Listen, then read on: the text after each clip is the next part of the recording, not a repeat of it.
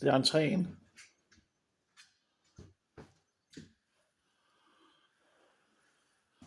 Vi kan starte med at tage trappen op.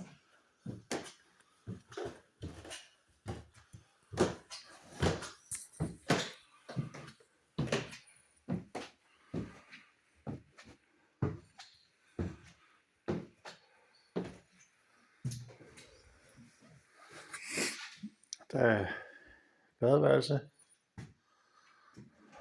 som lige skal have en omgang.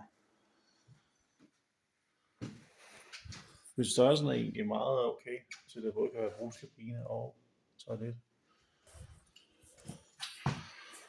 Så er der et soveværelse eller værelse med en lille altan.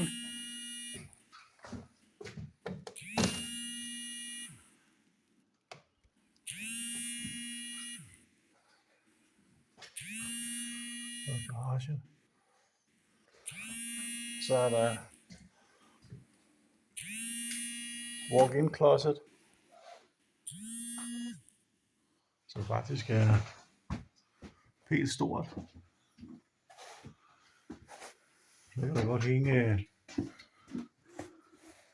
3 jakker eller 4 måske.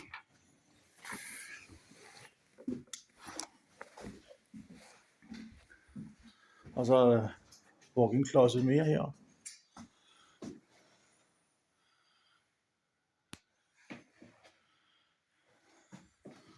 Og et lille vindue. Ja.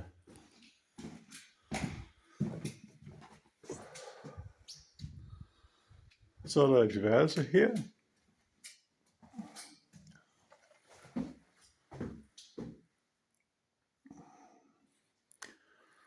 Øh, 2,5 gange 3 meter eller sådan noget.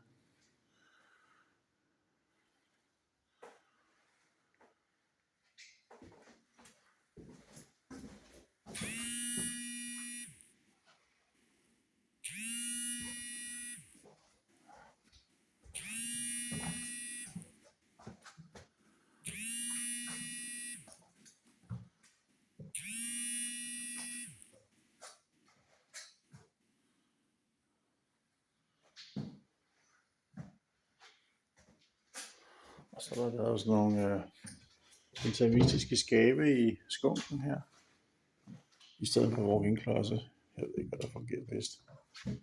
Men ja. Også fantastisk tapet. Virkelig specielt, kan man sige.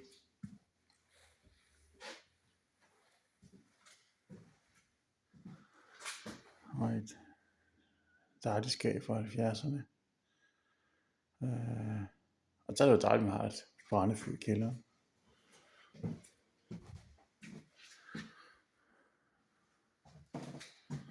Og så trappen her. Og en masse uudnyttet plads, men ja. Så er der loftlem.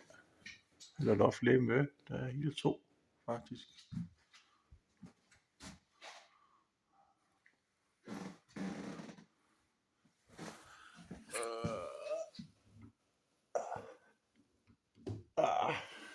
Skal jeg åbenbart have et eller andet skruetrækker for at få den der ned. Der er rigtigt på mig. Det må I vente med.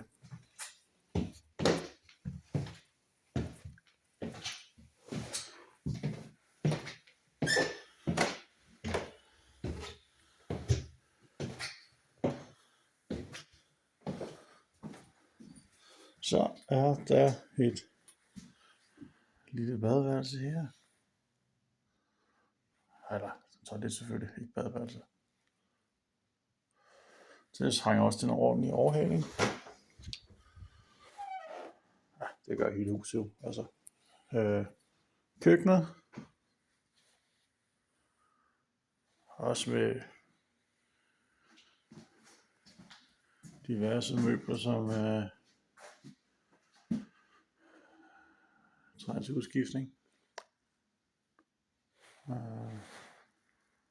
Altså, det var jo gulvet, jeg gik efter. Da jeg så det gulv her, så tænkte jeg så, det hus må jeg sgu bare have. Altså, fantastisk gulv, ikke?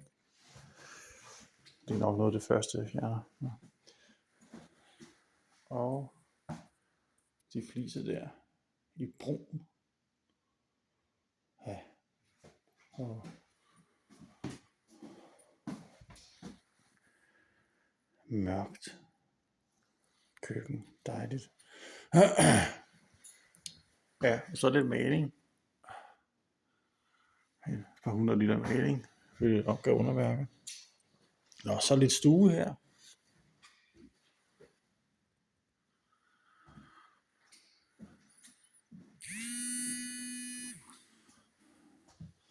Med udsigt til kældernedkørsel, så ekstra træer til en kærlighed.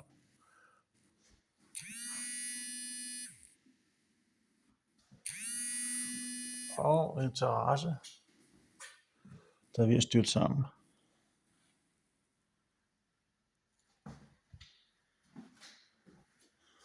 Og så sådan en mellemgang ind til den anden stue med nogle sådan sjov udnyttelse, opbevaringsrum til, ja. Og her så, det er jo meget her, at man så hænger sit overtøj, så man går igennem hele huset for at hænge overtøjet. Det tror jeg også, det har ændret lidt på, men ja.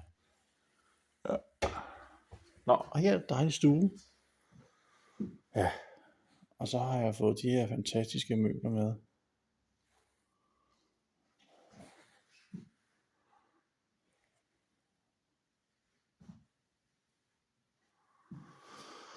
Ja.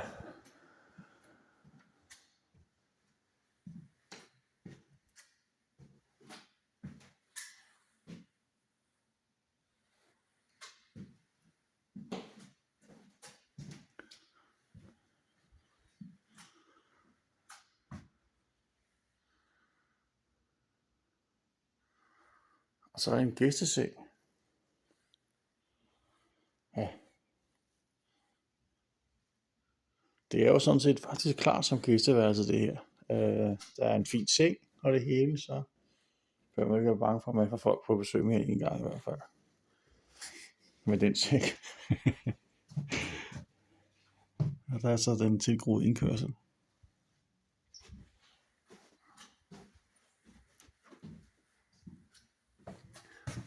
Så er der kælderen.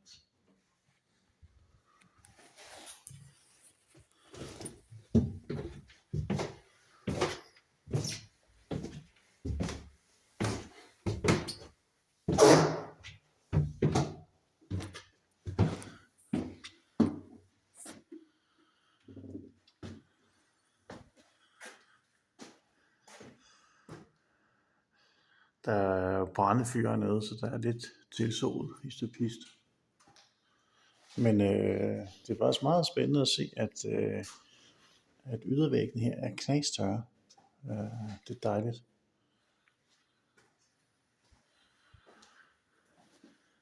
Og så selve garagen her, hvor man også kan stå og pusle lidt bil. Eller andet.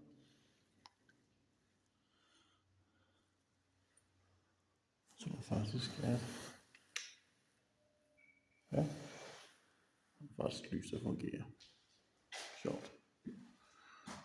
Og der er også... det varme hernede.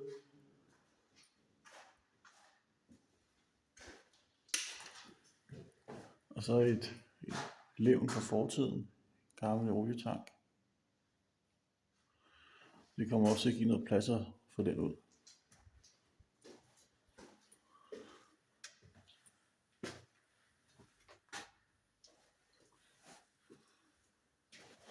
Så er der et lille pulterrum her, hvor man kan hænge sit tøj, hvis man gider det. Og et pulterrum mere.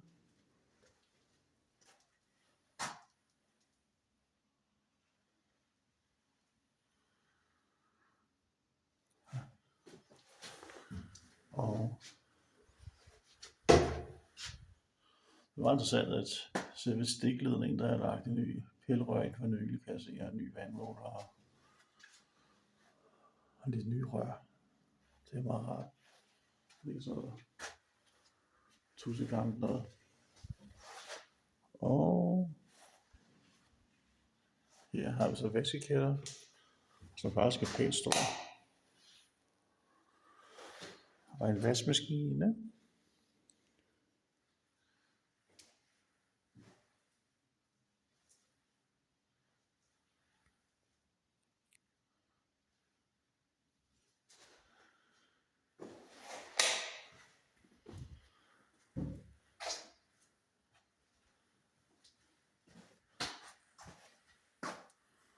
Og en kæmpe fryser. Der står også noget her. Nå. Inden noget til brændeovnen.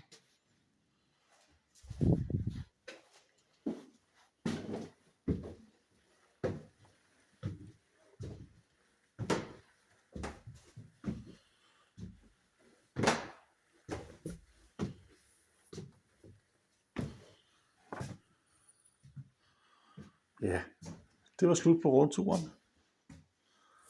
Men det er, hvad man får i Sverige for 250.000 danske kroner, hvis man selv gider at lave lidt.